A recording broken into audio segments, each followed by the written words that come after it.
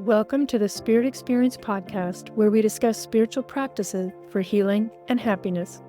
Join us each Monday for enlightening conversations with spiritual teachers across a variety of practices and modalities. My guest this week on the Spirit Experience podcast is Nat van Zee, who helps anxious achievers and spiritual seekers heal trauma so they feel confident, speak up, trust their intuition, improve relationships, and have more energy. Vanzee Being was designated the best trauma-informed hypnotherapy and coaching service in Southeast England at the GHP Mental Health Awards in 2024. Nat is a member of the Association of Coaching and the International Hypnotherapy Association. Her modalities include coaching, inner child healing, hypnotherapy, internal family systems, family constellations, past life therapy, and spirit release therapy. Hello, Nat. Welcome to the show. Thank you for having me. I'm very excited to have you here today. I have been looking through some of your material, and I know that you have a breakdown to breakthrough story that began back in 2012. I would love for you to share the transformations that happened for you. Yeah, so at the time, I was working in fashion as a makeup artist. I had some criticism from a client, which wasn't about the work I did, but was more about my personality. And it really hit me hard. I mean, I was raised as a perfectionist and a people pleaser. And I just felt really misunderstood. It kind of sent me in a spiral of depression. Like I started to question everything in my, what I was doing. I was blaming my industry. I wasn't happy about the money I was earning or where I was in my life. And I never experienced such a black hole, so to speak. And I didn't know what to do. And at the time, I spoke to a friend of mine in Australia, actually. She lives in Sydney. And she said, why don't you come over here? I have a spare room. You can just hang out. And I considered this. And I was like, actually, that's a good idea. But I always said, if I was going to go to Australia, I won't just go for a few weeks. I'll go for a longer time. So I got myself a business visa. I found myself an agent and I went to Australia and I even did some work there. I was in Sydney for five weeks. And then I quickly realized that it was the same shit, different country. I had not changed anything about my mindset, my limiting beliefs. I still brought my energy into the scenario and, the opportunities, weren't quite opening up the way I envisioned it. I realized I didn't quite play my cards right, and anyway, I then, went traveling and I had a great time. And after 2.5 months, actually, I went back to London. But at this point, I had met actually a founder of an organic skincare range who introduced me into holistic lifestyle. So at the time, she told me about all the toxic ingredients, and that really shocked me. So I decided, and this is important, our choice. I decided then to become a natural beauty expert. I didn't know how, but I came back to London. I had an inspiration to make change, to serve people, to help people, to help people become aware of, what we put in our body, how it can impact us. And really this journey started my, what shall I say, reinvention of myself.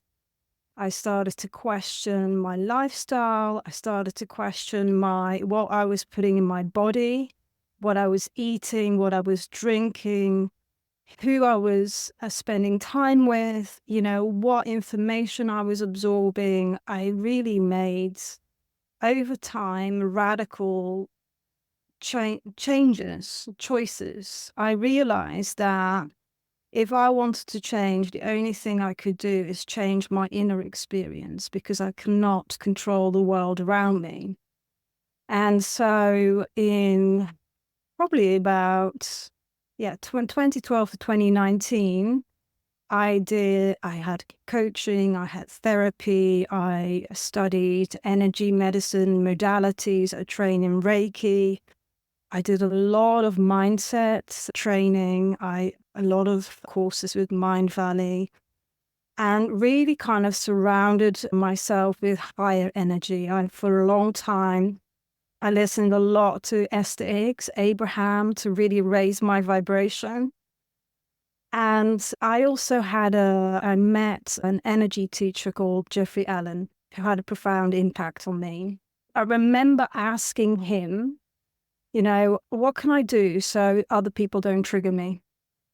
And he taught me this energy tool that I teach all my clients, basically to ensure that we have a kind of like a permission rose, like an energy field, that instead of taking on people's baggage, that we discern what they want to communicate without taking on those lower vibes potentially. So, and in 2019, I was like, Jeffrey always talks about his guides, and I was like, I want to meet my guides, and I went through a spiritualist church to meet my guides. And I remember in that day, we had to do different practices. And I was assigned to practice with a lady. She's probably in her 80s at the time. And we had to connect to someone that had passed that would have a meaningful message for them. So I connected, to her. I saw this scenario where I saw a young man in a suit, with an older man, and they were at dinner parties. And I said, yeah, he wears a suit, but he's not a suit. He's really more like, maybe like an autistic or journalist type. And she said, oh, that is my son who we had to abort, and that's my late husband. And that's kind of the message that they're okay. And it made sense for her. And then when she tuned into me, she was like, oh, there's a girl sitting next to you in a black jumper. She's got a round face and curly dark hair. Could it be your sister or your classmates? And then I said the name, and she said, oh, it's no good saying the name. She's gone now. And I then asked, I said, so how did she die? And she said, oh, did she drown? And I was like, yeah, that is what happened. That was my friend that drowned in a pool, actually in Australia. And then I asked, what is the message? And she said, she wants you to know that what happened was really tragic, but she's in a really good place now, and she loves you so much, and she's so excited she can connect with you in this way. And there is life after death. And at this point, I started crying, and I was so overwhelmed with emotion. But I knew that this was the truth. There was no question in my mind. It felt really genuine. Yeah, I'm getting emotional just speaking about it now because it's just like it happened yesterday. And anyway, that changed me. And I became absolutely obsessed about what happens when we die. And I grew up in Holland in a strict Christian church. Like the church my parents go to is of the philosophy, when you die, there's only a few that go to heaven, the rest go to hell. And connecting with spirits is not advised. However, I had my own personal experience that I didn't doubt. And then I was investigating, and I found all these sources where universities have basically verified lots of children that remember past lives. I found out about all these near-death experiences where people have connected with, past loved ones. And I found Dolores Cannon, who was a hypnotherapist that specialized in past life regression. So I literally started to binge her videos. And I had a session myself in that modality, past life regression. Well, her modality was called quantum hypno healing technique. Yes. And I had my own session and then I trained in it. And this was in 2021, 2020. I was already doing hypno family constellations, which is basically connecting to the field, they call it, the collective consciousness, where we connect to, people in our family lines, so ancestors. And I already had really profound experiences with that. And then when I started to facilitate past life regression with clients, and these sessions were long, they were like 4 hours, 5 hours. And actually, people would have profound experiences. They would, maybe connect with the past loved one. They would see themselves in previous lives. They connected to parts of them that they completely forgotten, like their inner gifts.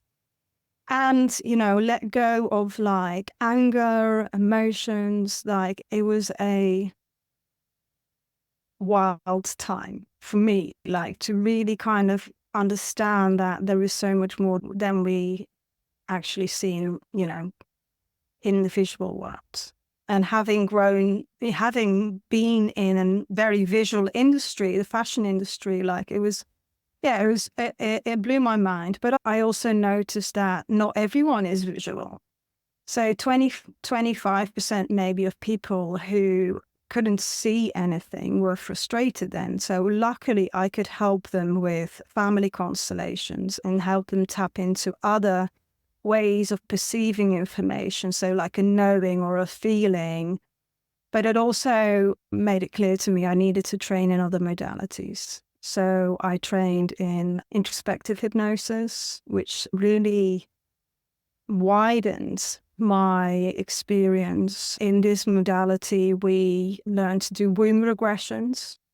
So taking people to the time that they were in the womb, and basically, this is very interesting. You understand how the baby is being conditioned by, and we know there's some epigenetics, by the mother's feelings, emotions, by, what the mother is experiencing. So in my work, I often do womb regressions and help people understand how they were programmed in the womb with certain experience. And then when they are, like, say, born, I ask them to tune in which emotions are theirs and which are their mother's.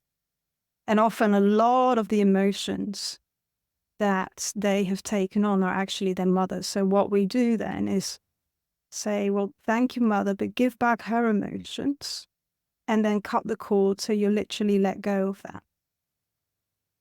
I actually saw this in some of your materials where you talk about releasing energy that's not yours.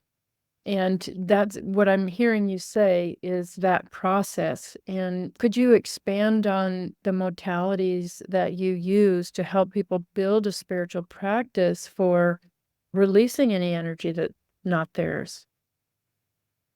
Yeah, so the way I work is very intuitive. So I have all these modalities, right? But their subconscious mind or higher self is in charge during a session. So I always get my client to set an intention. What do you want to work on? And usually there might be a trigger, right?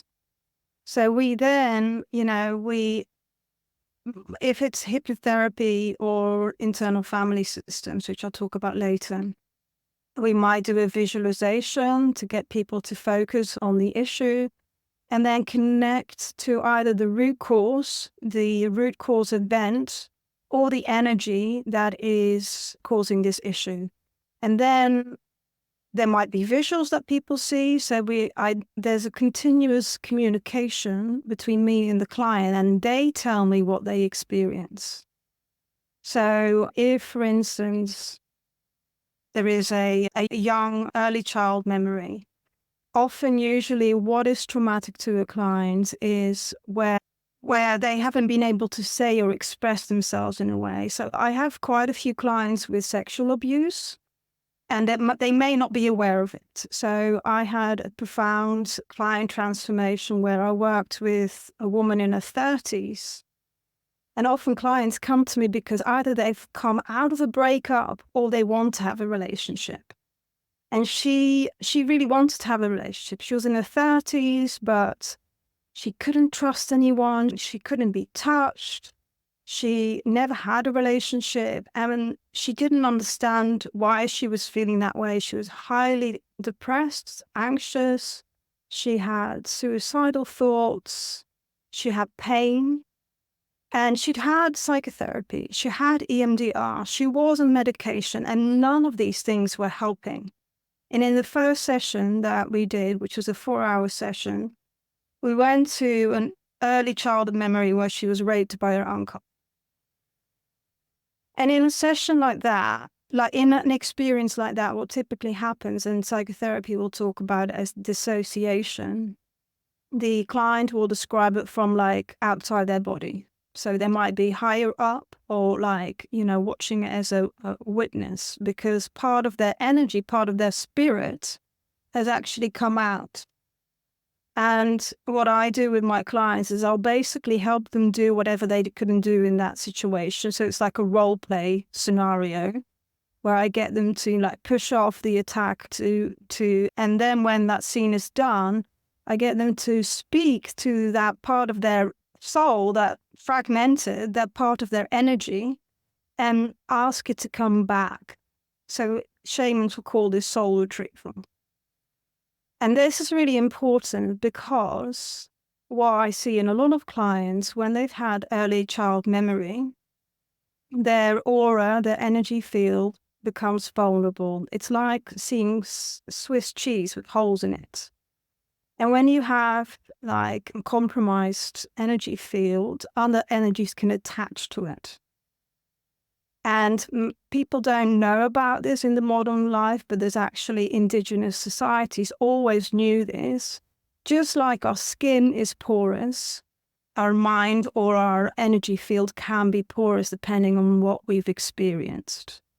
So a lot of my clients that come to me are subconsciously guided to work with me because I help them to release any of this foreign energy. And foreign energy could even, this is what I experience myself a lot of the times, this client had about, we call them lost souls, 21 lost souls attached to her energy field. A lost soul would be a person that when they died, they didn't go into the light because maybe they had a traumatic death, like either they were murdered or they were in a car accident. All of these scenarios I've experienced. But in her case, there was a past life energy attached to her that spontaneously released. 3 weeks after the session, she said, my pain is gone, I'm not as anxious, her depression had reduced. I mean, these were real physical things that she experienced, right? And this, like, for me at the time, was the first time I experienced this. And I knew about that this is possible. But then I really started to pay attention. And the journey that we worked together for 6 months, I found another group of lost souls. It was very interesting because I got her to do this meditation where she was kind of, with all my clients, I get them to do a body scan. Imagine you're going through a body scan machine and you're like just internally seeing, are there any dark spots? And usually when there's dark spots, we connect to that energy and we get it to speak. And with her, that she saw a group of children. And when I found out, they were children in an orphanage. And I got them to all hold hands and they had died in a fire. And she worked with children. So usually there's overlap in the energies, right? So what I then do is basically connect, take them like literally in hypnosis. I say, okay, would you like to have help? I can help you to take you into the light. So I then count to 3, take them to the last time they took a breath. And then my client explains what happens. And she said, there's loads of flames, and what I tell you what my client experienced, but usually they see the souls go into the light. I've had an experience where like a hand took them in the light. So in this process, there are unseen helpers that assist.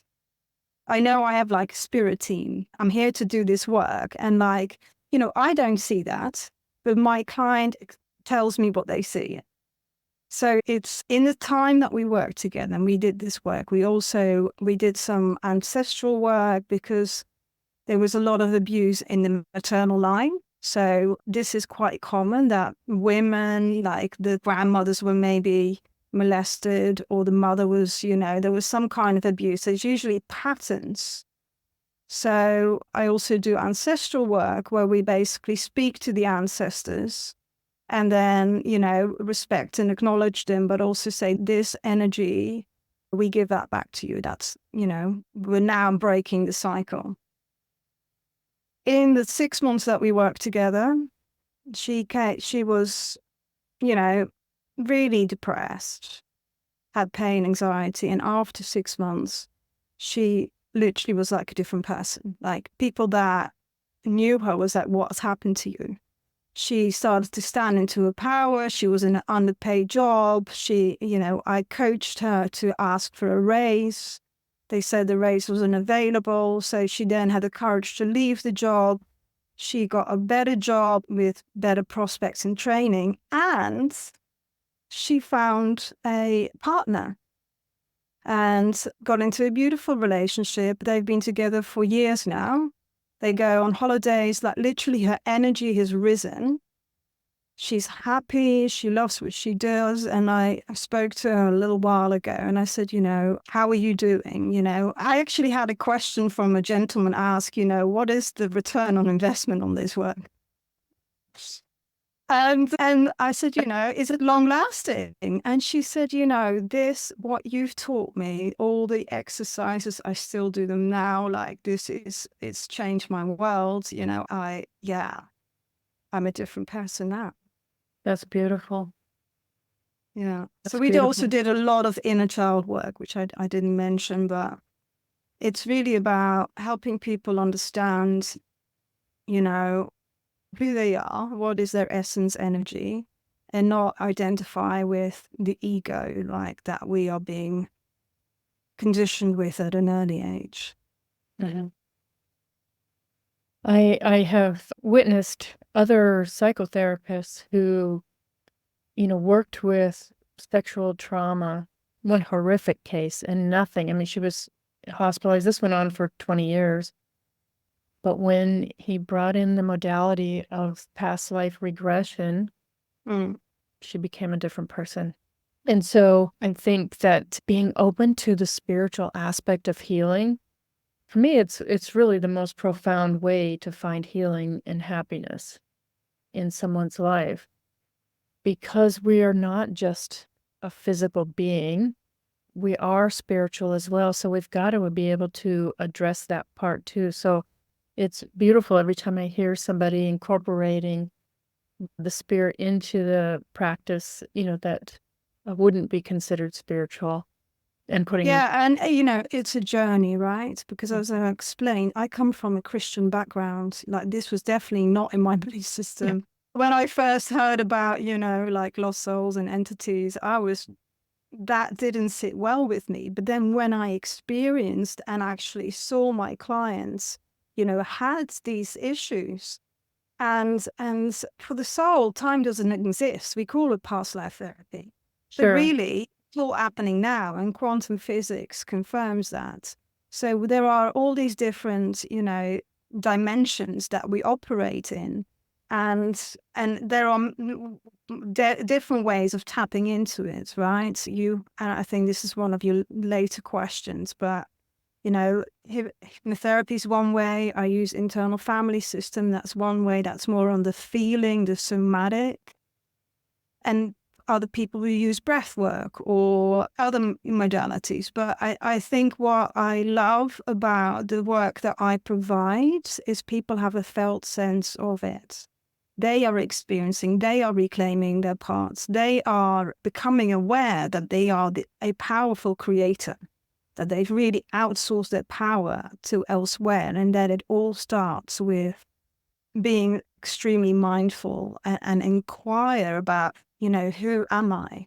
Because there is many things that we've adopted through education or our parents or our culture it's just like an old piece of clothing that, at a certain point doesn't fit you anymore. So we need to let go of it.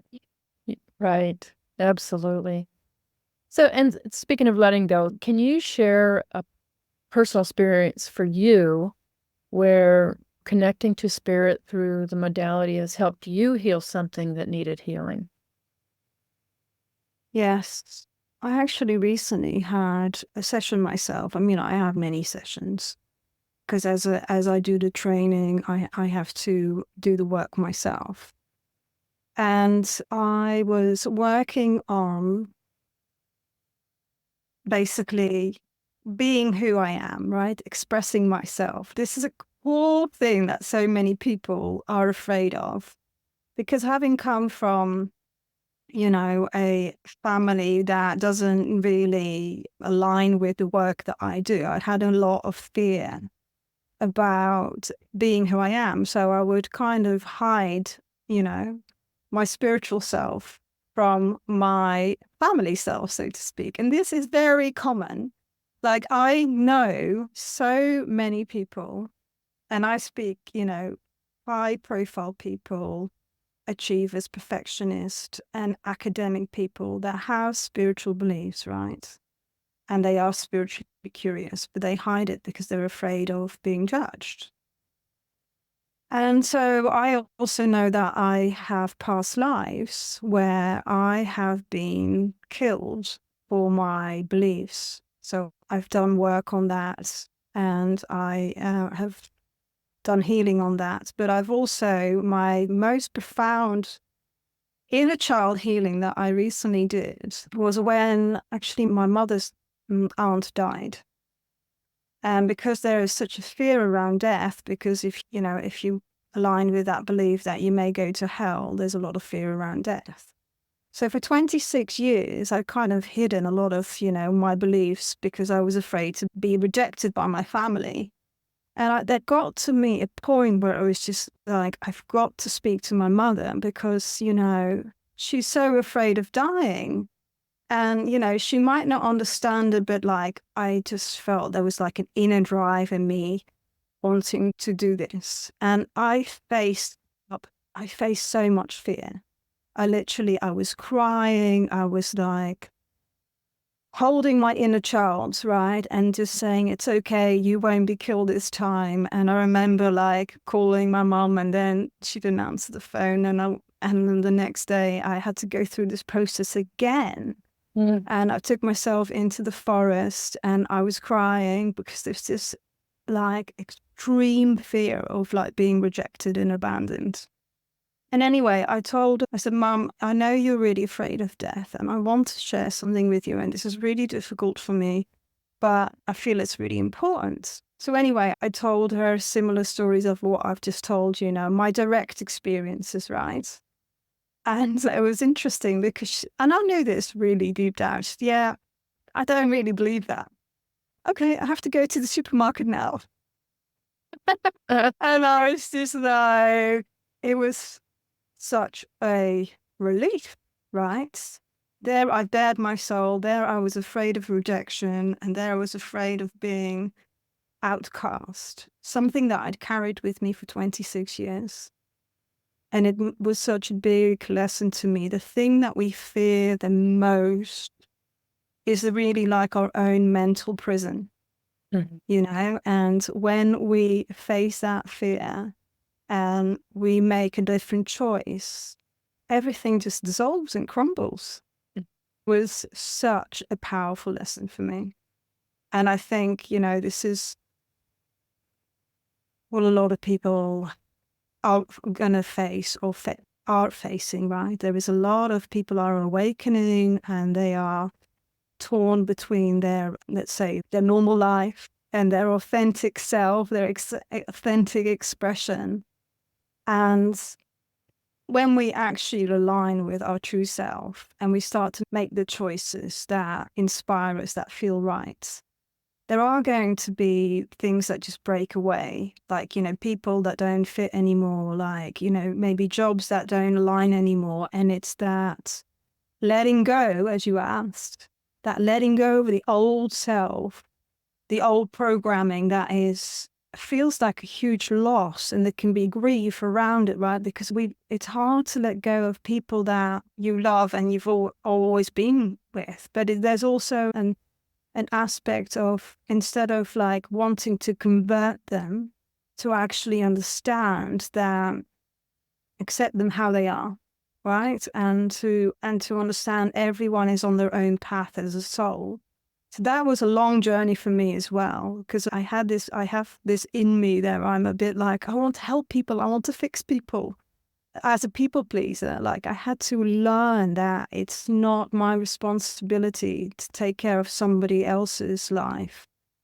I can share, I can maybe plant a seed, but it's up to them what they do with it. And that's... Absolutely.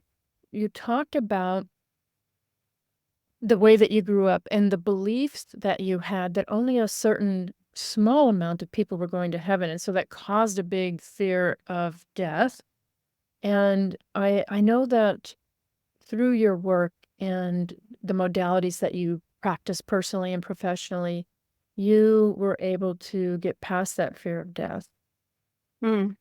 That's right. Yes. So I think, well, the experience with having connected with my friend and then facilitating all these sessions with people, right, where I was taking them through the death experience, and, they were interacting with lots of people. I lost my fear of death. So it was really empowering, because I realized that, our spirit continues. The body that we have, yes, the body dies, but we continue. So it gave me a huge amount of freedom. And for me, that was an absolute blessing, because I did most of my training during COVID. So it gave me the opportunity to reinvent myself and to launch as a coach and a therapist. And I would say probably, one of my biggest mission is help people remember them, they are powerful. So can it help them reclaim their power, and B, help them understand that they are much more than this body, Absolutely. and that we choose what we focus on. That everything is that we are creators. Like, we can focus on the worry and the fear, or we can align to a higher vibration. And that was my own journey, right? That's why I had to really question all the beliefs I was holding. And in 2012, I was complete victim, and in a victim state. I was blaming everyone around me. And I realized the moment I took personal responsibility, which is such a key aspect for any type of inner transformation, that is when I started to really raise my energy and becoming aware of, the subtleties in the unseen forces, what's beyond to what we see with our eyes. And it was very interesting, because I did have some past life experiences in that session. And towards the end, my colleague, because we were trained in the same modalities, she said, scan your body. And I said, oh, there's something around my womb. And I said, it's not an entity. And I said, I see it like a net. And she basically instructed me to take the net off. And as I was doing that, the insight came that these were all the cultural beliefs that we are being conditioned by what a woman can and cannot do. And I literally saw like this fabric being taken off a crystal bowl, like a blue bowl. And I knew that was like divine feminine power. And then when she said, scan the rest of your body, I said, oh, there's also something around my throat. And I knew it was the same conditioning, like not speaking out as a woman because, you know, all the stories are, again. So this was a thought form. This is cultural conditioning. And I saw like a rope around my throat. And the rope was just coming off and it was going into the ether, into the universe. And it was like a sewing spool. It just went on and on for ages. And here I am telling you all my secrets, you know, I'm telling you my things I haven't shared before in a podcast. So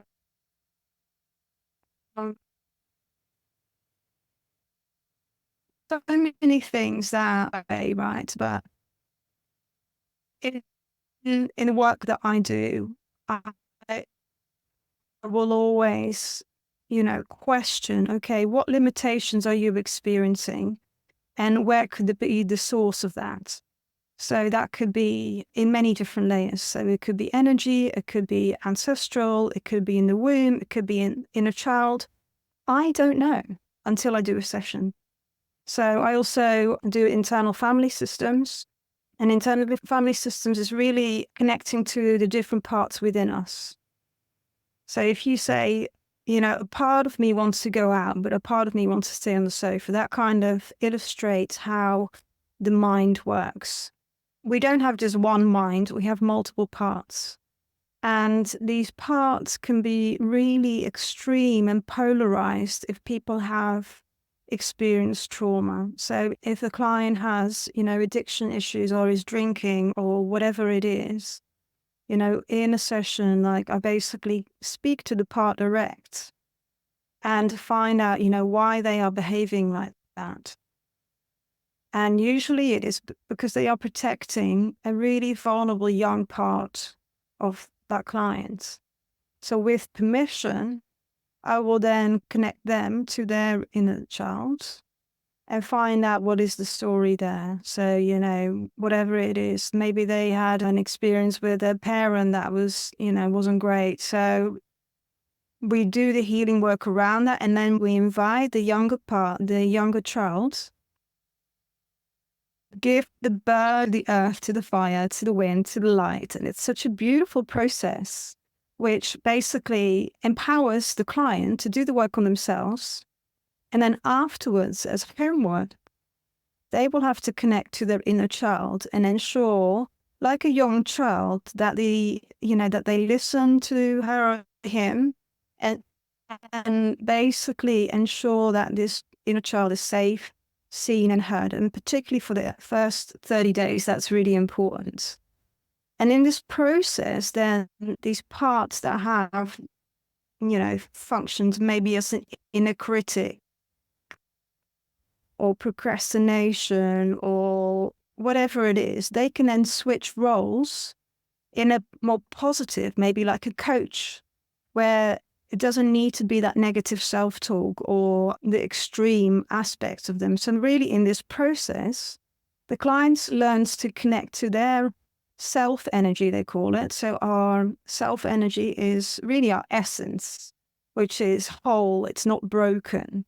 It's calm, centered, creative, courageous. It has all these beautiful qualities of, you know, a child, like playfulness. And when they learn to tap into that, they really grow their self-leadership. And so their outside experiences will change. What the client then learns is to connect to their younger self and find out, you know, like say you have a young child in your home, you know, it's important that you check in with, you know, what would you like to do? Would you like to go and play? You know, how do you feel? Would you like a hug? That sort of thing, right? We understand the relationship that we have with young children. We look after them. We care for them. And in this process, basically what the client learns is to reparent their inner self. So it's very powerful because they learn how to reparent themselves. And by doing this work, by creating that self-love, their outer relationships will change as their inner relationships with themselves change. So they learn how to love themselves, how to be kind to themselves, and that raises their energy and their vibration. And then automatically their relationship with others improve because they feel, everything is mirrored. We attract like energy. And so as a client is learning how to be with a younger self, they're really reparenting themselves. So giving themselves, any words or love that they didn't get from their parents. Because it doesn't matter how perfect a parent is, they're never going to fulfill every need or desire of a child. So it's really beautiful because the client learns to take ownership of what it is they need in that moment. So they're learning to be more kind to themselves. And as they are doing that, their relationship with other people improve. It could be intimate relationships or people with, at the workplace. It doesn't really matter. It's really more like in the communication style. You're learning how to take care of your inner needs. And if there is any trigger with someone else, it indicates that there's a part within you that needs healing. So it's a very powerful process for helping people connect to their essence and start to really create calmness. And it's a beautiful process that fits very well with the spiritual modalities. It complements many other ways in IFS. They also recognize, they call them unattached burdens. So basically the energies, the lost souls, the entities that we've already addressed, they call them unattached burdens. So there's someone called Rob Wagner, and he talks about the porosity of the mind. And what's beautiful about this is an evidence-based psychotherapy modality. So it's got lots of research material, how effective it is. For instance, for chronic pain, basically explains that. This is a beautiful study where they had a group of women, all had arthritis, and as they were getting the therapy, they were learning how to set boundaries because they were people pleasers. They're always looking to please others over their own needs. And as they were learning to check in with their body and honor, their energy levels, their pain started to dissipate. So that is just a beautiful illustration between, our thoughts, our mind, our energy, pain, and our actions. That is so beautiful. I hope that I can have you back on the show sometime in the future. You have so much to share, and I think people will definitely want to reach out to you. So what's the best way for somebody to get in touch with you? And I will put all your contact information in the show notes, but if you could just let them know your most preferred way to contact you. So they can go to my website, Vanzee Being. That's VANZEE being.com. And on there I have a clarity form. People can connect with me directly or follow me on Instagram. It's also Vanzee Being. Perfect. Nat, thank you so much for being on the show. Oh, my pleasure. It was a delight. I'd love to come back. Oh, and I forgot to mention, if anyone is interested in a past life regression experience, I've given you the link where they can connect to a replay of a workshop. So they can have a direct experience, what it's like to work with me, what hypnosis is like, and it's like a 90-minute workshop. So it gives a really tangible experience. Beautiful. I'll make sure that is definitely in the show notes because that has been a big part of my healing as well, is past life regression and the in-between life. So I'm going to say goodbye to everyone. Goodbye to you. Thank you again for sharing your time with us. Thank you. You've been listening to the Spirit Experience podcast, where we discuss spiritual practices for healing and happiness. To join one of our free Spirit Experience classes, see the link in the show notes. Have a joyful week, and I'll see you next Monday.